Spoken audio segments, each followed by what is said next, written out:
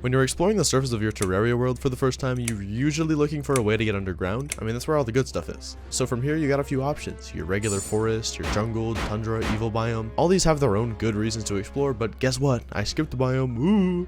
Okay, you read the title, but I skipped the desert. Maybe it's just me, but I feel like the desert doesn't get the attention it deserves. Maybe not underrated, but just underused? Allow me to explain. So first I want to make this clear, the desert isn't the best biome, but it comes with genuinely a lot more to offer than it seems. To start, we're going to break it down into a few categories, beginning with the pre-hard mode surface. Off the bat, the desert is the only biome with a distinct surface structure, being the pyramid, which can lead to some pretty nice goodies. It also has the oasis, which is nice for fishing if you're cool, giving access to pearls in the scarab fishing rod most notably. We also have the cactus gear, which is a very good early game armor set. Lastly, I thought it was very much worth highlighting Waterleaf, a desert exclusive flower that's essential for some really great potions like Life Force. Moving down into the early game underground desert, I think it's pretty obvious the first thing I have to talk about is chest loot.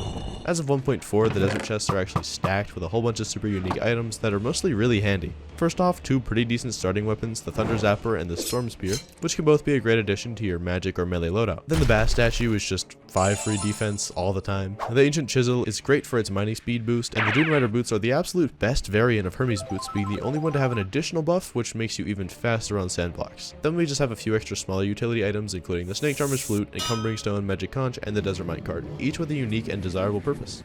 Okay, sorry to interrupt, but there's way too many B-Cubes on YouTube right now that have more subs than me, and right now my target is this man, Sabir. Apparently he's the co-founder of Hotmail, I guess? I don't know. But I'm trying to pass him by the end of 2024, so everybody, I need your help. I'm about 700 away, and I know we can do it. So the next thing you can get from the underground desert in pre-hard mode that's worth mentioning is the Gulfer.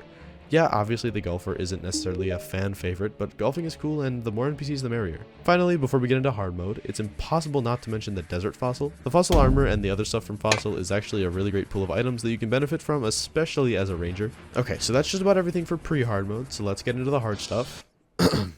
First, back to the surface, we can start to benefit from the Crimson, Corruption, and Hello biomes with the Light and Dark mummies, which are both great for shards for some great weapons, and they drop a few Ankh Shield materials as well. Oh, and there's regular mummies too for even more Ankh Shield stuff. Fun fact, with mummies and some shimmer, you can get 6 out of the 10 of the accessories for the Ankh Charm. So now on top of mummies, the surface desert includes desert spirits too for a nice set of armor and a weapon, which are decent, I guess? I don't know. Moving swiftly back into the underground, the big focus here is the enemy drops. The genie guys give you a lamp, which is used to make the weapon that I mentioned earlier with forbidden fragments. Ghouls are actually an alternative way to get cursed flames and ichor at a fairly effective rate, and basilisks could drop you a pretty nice mount as well.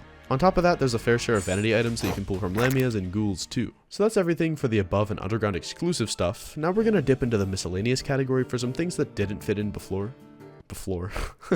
First off, the desert key. Like all other biome keys, this one drops with a rate of 1 in 2500 anywhere in the hard mode desert. It gives you access to the desert tiger staff after playing Terra, which is a pretty good summon.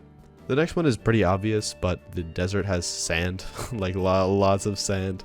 The reason I'm mentioning this though is because sand is generally the most useful material that builds up different biomes like dirt, mud, stone, etc. Then on top of that, something that I mentioned in my NPC ranking video, the Arms Dealer and the Nurse are actually really good friends. And the Arms Dealer also really likes the desert, so when you put him there with the Nurse, he gives you really good buying and selling prices super early game. Finally, the last little bit of information that I'd like to mention is the possibility of a desert boss in 1.4.5. Nothing is confirmed quite yet, but from this poll here, we have a chance for it, so I'm hopeful for sure. So, with all that being said, I feel like the desert doesn't get enough recognition for having a lot to offer for everybody. Alright everybody, that's just about it. If you enjoyed, follow my special little to-do list on screen. Also, thanks to Salt for being my channel member. Bye bye.